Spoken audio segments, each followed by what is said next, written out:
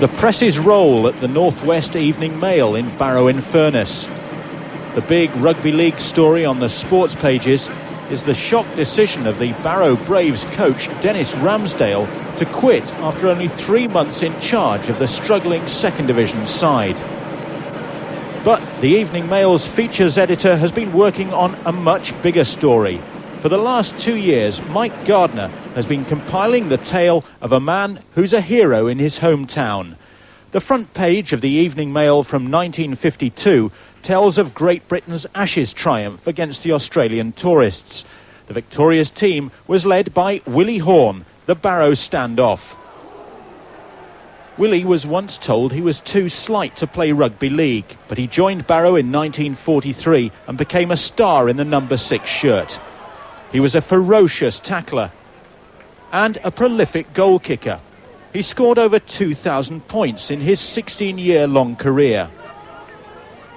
Now the story of this South Cumbrian legend has been chronicled in a new book written by a lifelong Barrow fan. Well, he could tackle forwards with so much time, and he used to go into defensive line alongside forwards and tackle with great courage.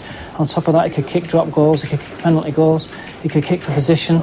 And he used to do the thing that I can't quite visualise, but I've had it described to me by so many people, that he used to throw the ball, hold the ball like an American football quarterback and miss 3 and 4 men out and throw the ball 50 yards. Lots of people have told me about that. And on top of everything else, he was an inspirational captain who led from the front, who everyone that played with him absolutely idolised and would do anything for him. Willie is pictured here introducing Bradford's Ken Trail to Lord Derby before the final test against the Aussies in 1952. Captaining an Ashes winning team would be the pinnacle for most people, but for Willie Horne, the greatest moment came in 1955 when he led Barrow to victory against Cumbrian rivals Workington at Wembley. Would it be fair to say that probably his greatest achievement was the 1955 Challenge Cup final when Barrow beat Workington?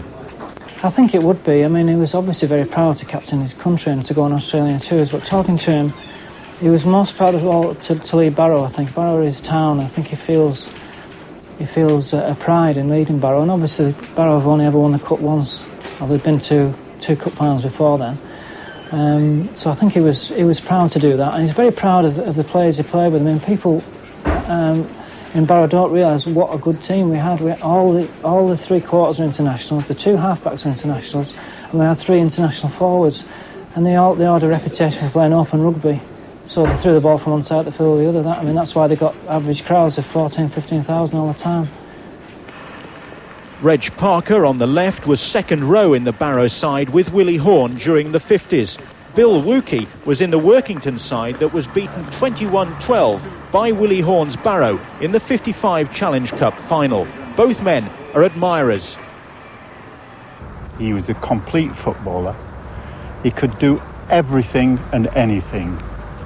And not only that, he used to lead by example, and we all knew he could do it, so we had to do it. And on top of that, he was a gentleman as well. Under that jersey, he had a pair of big shoulders, which big forwards didn't seem to think about, but they knew when he tackled them. He used to do this hand and foot tackle, and they used to fly when he put that tackle in. Willie's still around. He's really the link between Barrow and its glory days, isn't he? He is the link, yes. And what's more, I felt very privileged to have played with him. Well, somebody, Bill, played against him, 1955, Wembley, an 18-year-old, I think you were playing for Workington against... 19. Yeah. Against Willie Horne. What are your memories of that occasion? Well, I was supposed to mark him that day, but it was like chasing a ghost, really, because he just was all over the place. I mean, the only time I tackled him was at the end of the game. When Barrow won the Challenge Cup, the celebrations went on for 2 weeks. Willie, at the age of 33, collected the trophy. It was for that achievement that Willie Horne is revered in Barrow. It even drove some people to poetry. We stood and cried at Wembley when Willie's boys won through. He brought the cup to Barrow. Wasn't that a do? Willie just went out there and enjoyed it. I mean, he coached a bit, but I understand that he just said go out and play rugby, and that's what teams did. It's changed now, of course. They don't do that anymore. It's all possession, and whereas in those days, I think you used to throw the ball around a lot more.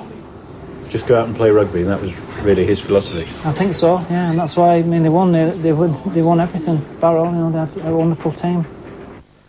Willie's now 72 and he steers clear of the limelight. But he was recently made a freeman of the town, and now his story has been told. The story told by Mike Gardner, the life and times of a rugby league legend, Willie Horne. The book is only available in South Cumbria, but you can win one of 5 free copies that we've got to give away to the first 5 letters received in the next 7 days to our tackle bag. Tackle bag, Sky Sports, P.O. Box 6, Grantway, Isleworth, Middlesex, TW75QQ.